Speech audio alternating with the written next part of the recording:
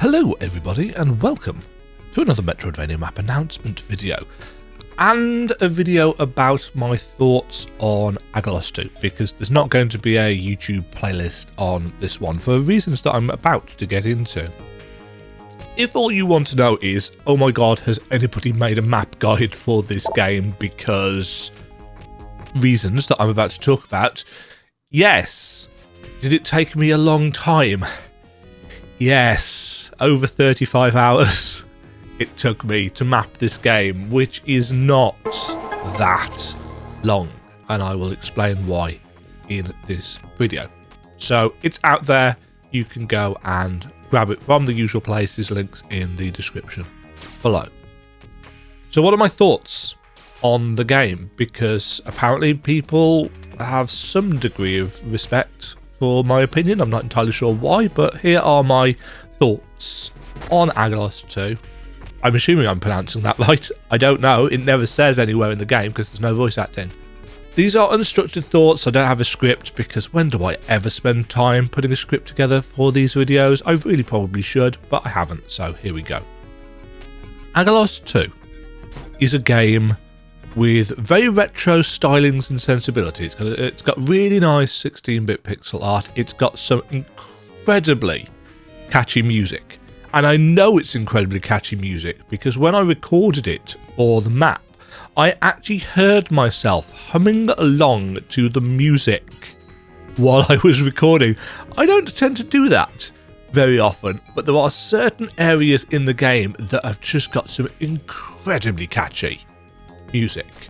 Now, chiptune style stuff isn't necessarily for everybody, but here it is, in my opinion, done very well, even if a couple of the tracks sound like Lady Gaga songs to me for some reason. Not entirely sure what that is. So in terms of pure visual aesthetic, the pixel art style, everything is really well drawn and animated, except potentially for our main character's run animation, which he just kind of holds a sword and runs, and it just stays there in the air. And it's kind of odd, but it works. The zones themselves are many and colourful and diverse, and I realised from about 2 hours in that this was in no way a game for me. Which sounds like a little bit of a swerve. Do people still say that? I don't know. But it sounds like I'm swerving. It sounds like I'm about to heap a load of praise on the game, and I am going to heap more praise on the game. But this is very clearly not a game for me, which is why this isn't in any way touted as a review of Aggelos 2, because I very, very strongly realised at a specific point in the first kind of act of the game that this was not a game that I was going to enjoy if I played it properly. So from hour 2 through to about hour 12, I think it was, I used cheats.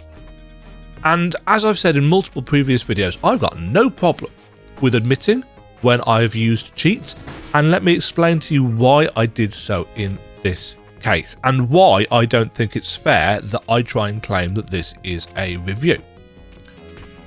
At about the 2 hour mark, you can probably get there earlier if you're any good at games, you get an ability. Well, you get abilities before that because it's Metroidvania. It's a very good Metroidvania in terms of structure. But about 2 hours in, you get the transform ability, which allows you to transform between light form, which is the one that you start the game off in, your normal form, I suppose, as an Aggelos, as an angel, and dark form or demon form or whatever you want to call it. And in dark/demon form, you get different coloured attacks. You can absorb different coloured energy with your sword. So in the light form, you absorb pink energy from attacks. In the dark form, you absorb, and this is going to surprise you, dark red energy from attacks. And your heal button, your magic vials that you can collect as the game goes on, don't heal you. They improve your speed. And basically straight after getting that, the game dumps you into the second of these game's two kind of well, they are parallel maps. They're not identical worlds, however, but they are parallel in terms of existence. It dumps you into the dark world. It doesn't give you a way of going back and exploring the light world easily, because it kind of railroads you in. It blocks you off, which means you can't go back to the light world to explore. You have to get used to the way things are going to work from now on. And the way things work from now on is that there are traps and enemies and all manner of things on the screen where you have to constantly be switching between light and dark forms in order to avoid taking damage, in order to maximize the kind of damage that you are doing. But you have to constantly switch to light form if you need to heal. Because if you accidentally hit, or purposefully hit, the button while in dark form thinking you're going to heal because you've just spent 2 hours training yourself to hit that button to heal, if you're in dark form, you're not going to heal. And the magic vials that you have aren't shared. No, they're not split between forms. They are shared. So if at this point you have got 3 heals, or 3 magic vials rather, if you use one up in dark form, you can't heal with it then in light form. It's gone. I found that the difficulty spike and the complexity spike immediately after getting this transform ability just obliterated any desire that I had to continue playing the game the way it was meant to be played. I spent close to 30 minutes, and I'll show you this on the map. So this is where you get the transform ability, up in the right here. So you start the game. Let me just quickly chart the route for you. You start the game up here. You head down and across and across. The map isn't very wide, but as you can see, it is quite dense until you get to the village. And then from the village, you go down and you go through this section and you get the transform ability. Now, you come up through this way, past this door, which we'll talk about in a bit. And there's a cave in here. And this cave in stops you getting back. And you can't get through the golden doors up here. So you come through this room here, which has got a warp portal. You fight a boss. He's not very difficult. You get the transform ability. And your only recourse, because you can't get out, is through here. Now, it is technically possible to have 4 heart containers at this point. And I did. The first time. But then I had a game crash. And it lost it. And I hadn't noticed when I actually came back and went through the cave-in. So I went into the dark world. So you take the portal here. And it transports you down to here. And this entire area, you are basically locked into. And it doesn't seem very big. You are basically locked into this entire area until you get to this warp portal here, which allows you to get out. And this room is absolutely chock full of, and let me see if I can get all of these. It has spinning blade traps, and it starts you off in this very first, or very second room, I suppose, with one spinning blade trap that uses dark energy to stop it moving. And then it quickly, very quickly, i.e. within the space of 2 rooms, graduates to spinning blade traps of both colours, enemies that fire pink orbs at you, enemies that fire red orbs at you, enemies that blink in and out of existence and charge at you and basically try and occupy your hitbox, plants that you have to try and jump across, spikes which cover the floor that hurt you, as well as platforming stuff, all in this one room. This one room here. And it was just too much. I quickly realised I died like 5 or 6 times in rapid succession because I'd only got 3 health. And I was trying to navigate multiple things. I got no armor upgrades. There are armor upgrades in the game. You get double resistance for the first armor upgrade and then double resistance again for the second armor upgrade. But I had none of that. I had 3 health and I was getting absolutely obliterated. And I wasn't enjoying it at all. But up until that point, I could see some potential. It wasn't doing anything hugely original or special, but I was quite enjoying, in a way, the exploration and the finding stuff. So I decided, you know what? It's a good 2 weeks before the game releases. I can at least play it through it, offer some feedback to the dev, and you know, I'm not expecting anything to change. I'm sure they've been working on it for multiple years. So yes, I put Cheat Engine on, and I cheated my way through the rest of the game. And I have absolutely no problem with having done so because, and this is why this isn't a review, with that frustration out of the way, and yes, I know that ties into the whole, Demajen doesn't like frustration, Demajen doesn't like friction in games. It's like, yeah, whatever. I'm not going to convince anybody of anything to the contrary of that with this particular thought train. But with my health locked, I really enjoyed playing this game. I wasn't in any danger.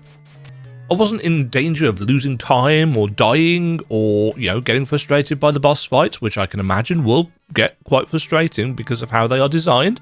Lots of things on the screen to try and avoid or negate or so on and so forth.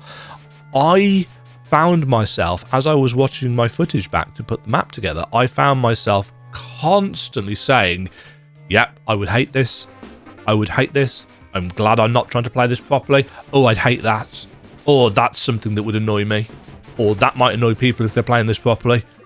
I said that quite a lot. So, this is a game that will very clearly appeal to a very specific, I think, niche of player. Keeping in mind that I didn't play the first one, so I had no idea what to expect with this one.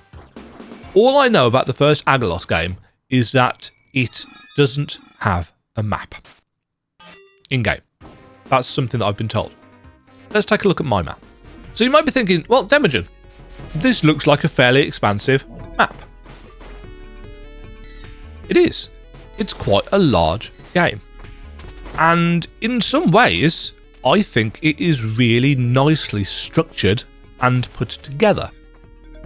But let me just throw up a picture, or a couple of pictures, I suppose, of the in-game map.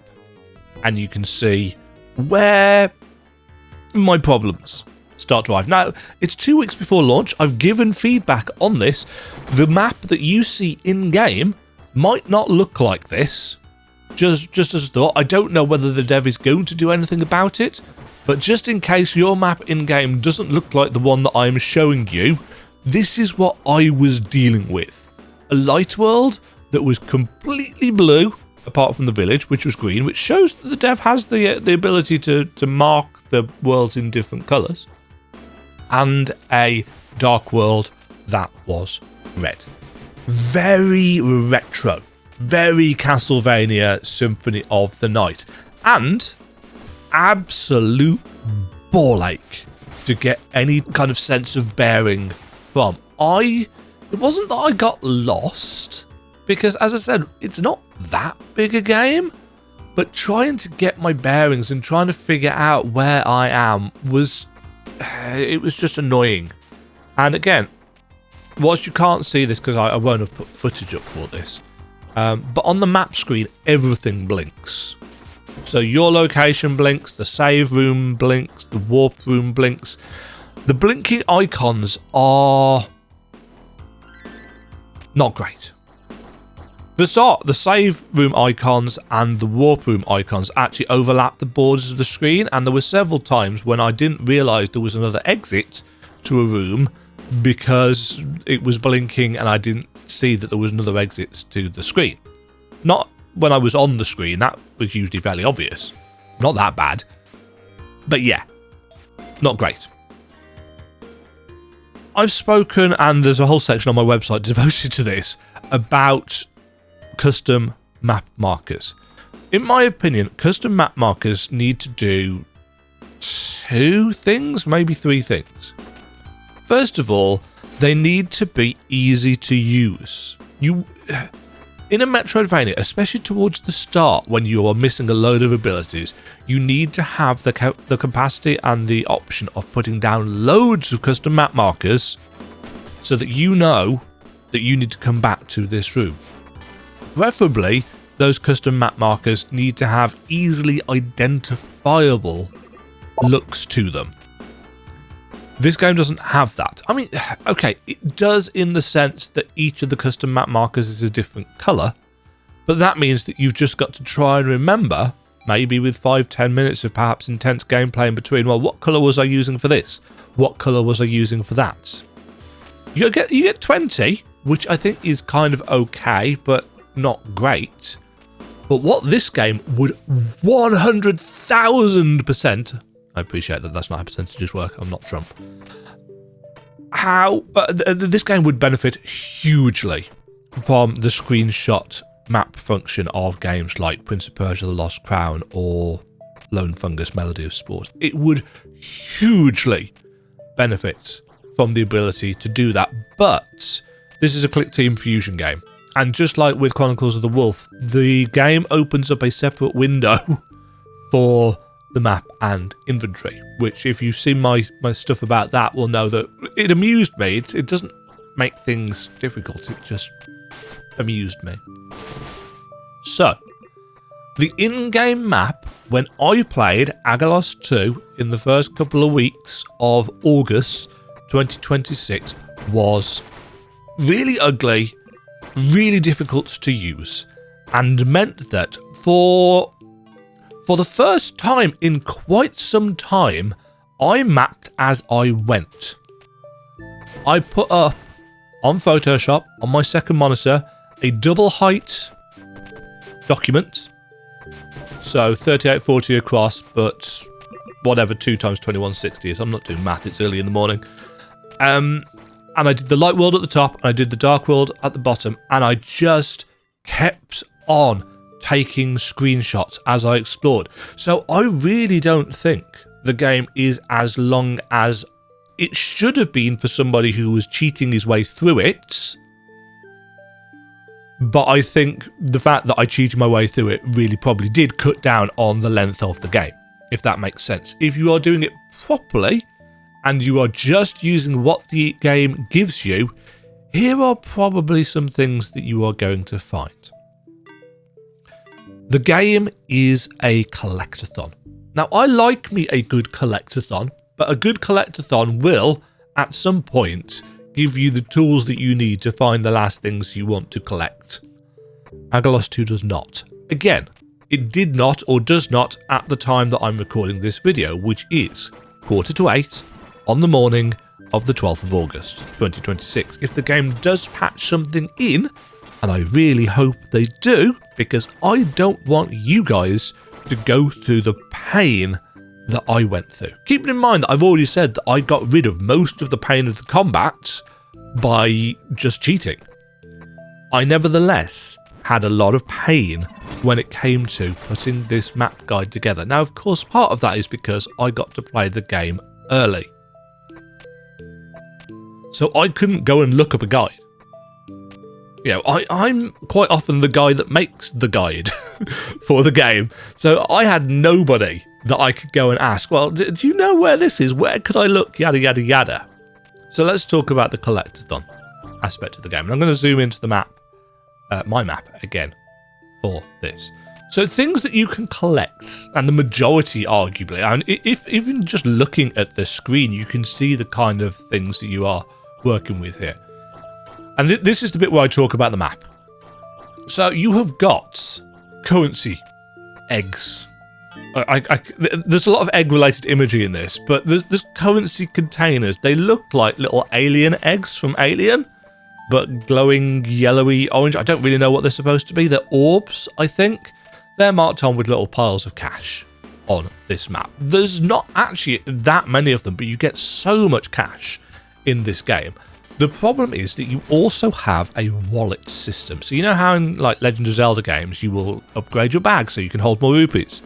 You start off with 0 capacity for orbs. I almost said rupees then. You start off with 0 capacity, but you very quickly get your first wallet upgrade, orb containers that they call them, and there are 30 of these all around the map. So you can carry up to, and each one gives you 100 capacity. So you can have a capacity of up to 3,000, which isn't a huge amount considering every enemy drops orbs and loads of them. I was very regularly capped out in terms of how many orbs that I can carry. Other things that you can find here are heart containers. You can get a maximum of, I believe it's 20 in game, including the ones that you start out with. So there are heart containers, I would say, all over the map. There's not obviously that many of them, but there are heart containers. There are upgrades for your wallets, and there are eggs. Mystical eggs. Now, I've spoken it multiple times now about the idea of rewarding exploration. And in my first 2 hours, I found, and incidentally, the numbers here are the order that I found them in. So if you want to, compare, where did Demajen find or was able to access these things? They're all numbered just as I went through. What was I saying? Yeah, eggs. As I was going through in the first hour or so of the game, it's like basically everything I found was an egg. It's like, if it's all going to be eggs, if my reward for exploration is going to be eggs, and I had no idea what to do with these eggs, and it was starting to kind of weigh on me in terms of I don't know whether this exploration is particularly rewarding. I just keep on finding these eggs, and I assume they're going to be important, but I don't know what we're going to do with them. So let's talk about the reward for the eggs. When you finally get to the village, in the corner of... Oh, that's the wrong one. Hold on a second. Just realised I've been showing you the wrong image. That's very unprofessional of me. This is the proper one. I guess I must not have actually put the new one out into a PNG. I usually do these videos on the PNG because it is faster for the computer. So, egg rewards. There are 100 eggs to find in this game, and you have absolutely no way in game of tracking them. It tells you how many you've got, it tells you how many you've handed in for rewards, but you have no way of tracking where you have collected eggs. And in fact, you have no way, and this is the thing that I think is going to kill this game for a lot of people, because it almost killed it for me. There is no way of tracking anything. There is no percentage completion tracker at the time of recording this for the light world or the dark world or the different areas. In order to find the last 3 currency containers, I had to go to every single room on the map and scribble over it saying that I had checked that room off. 2 hours and 40 minutes that took to clear every single room on the map, with infinite health and infinite magic, so that I could dash around much faster than the game would normally let me. Because the air dash, which is really good in this, it does damage and everything, but it requires your magic meter to dash around. 2 hours 40 minutes to cover every single room. Now, don't get me wrong, the reward for collecting all eggs is really useful, but arguably a bit late in the game. But would I say that the average player is going to enjoy doing what I did? Absolutely not. In terms of quality of life for the map and the exploration, this game isn't good. So, 30 currency containers 100 eggs, and these are the rewards for your eggs. Now, I've already spoken about the fact that you get so much currency. So I would say most of, especially the 61 and 81 egg hand-ins, these are useless. Because you will be capped on currency, which means that you spent all this time looking for eggs, and actually, that's not rewarding in the slightest, because you're already capped on currency. You can't overcap, you can't have more. So you can waste 1200 orbs, 1500 orbs, 2000 orbs, like I did. And that made this egg collectathon, this egg hunts, even more frustrating and feeling like it was unrewarding, because it's like, oh, well, my next reward's going to be some more currency, but I've got nothing to spend it on because I've bought all the stuff that I can buy. The issue that people, I think, are going to have with this game is that there is a lot of stuff to collect and there is no way of finding out what you missed. 2 hours 45 minutes, something like that, with cheats to scour this entire map room by room, because you've got no way of knowing whether what you have missed is in the light world or whether what you have missed is in the dark world.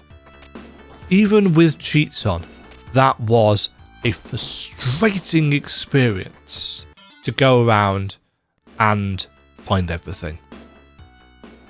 But you don't have to do that, do you? Because you've now got a guide for where everything is. Everything in the game is on here. All of the bosses, all of the heart containers, all of the currency containers, all of the stars, which aren't explained until you've unlocked the final chicken reward. They're used as a kind of ammunition, and it recharges. It's not very useful or good for the stage in the game.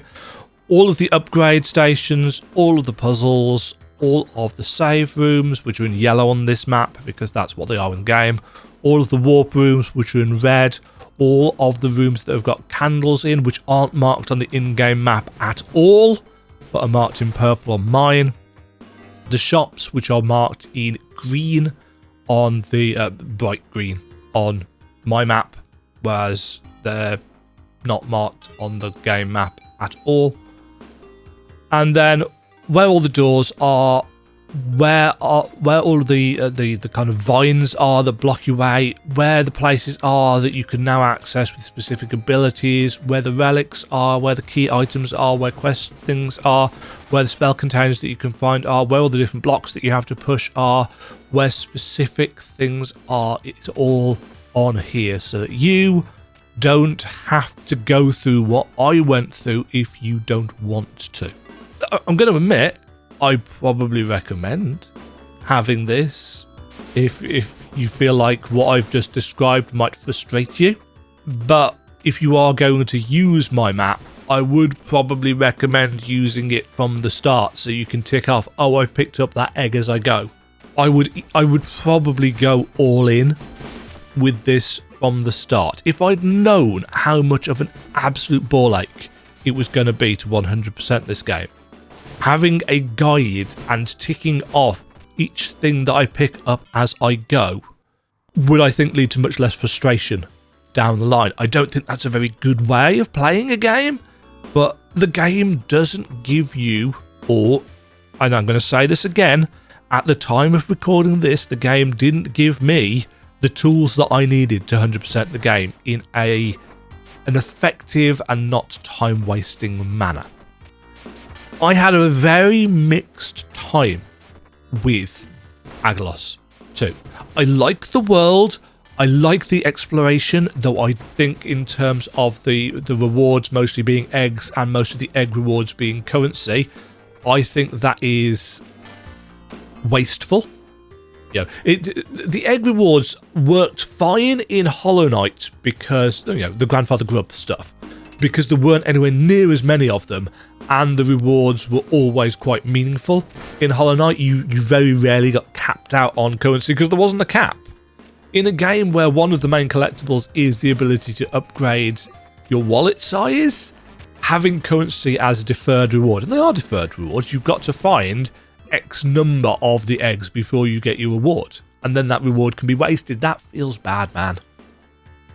I personally, if I was going to offer design notes, I would not have currency rewards at all for the eggs. Maybe for the initial 2 or 3, but the later rewards, I would not have currency, because in all likelihood, your player is going to be capped out currency-wise. But those are just my thoughts. And those, in fact, are my thoughts on Aggelos 2 as a whole.